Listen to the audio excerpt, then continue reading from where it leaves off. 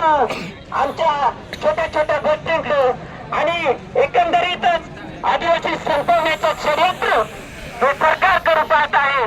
परंतु ही अंतिम लढाई आदिवासींची आहे आणि ह्या अंतिम लढाईत आपण सगळे आहोत. ही अंतिम लढाई आपल्याला जिंकायची आहे.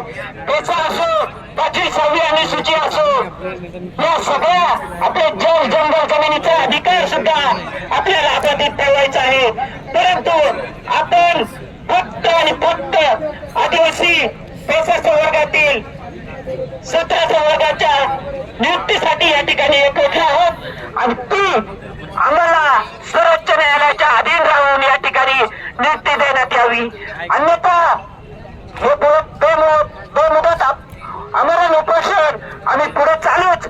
परंतु आज जो उद्घाटन होईल हे सरकार खडबडून जागेत आल्याशिवाय राहणार नाही. आमचे बांधव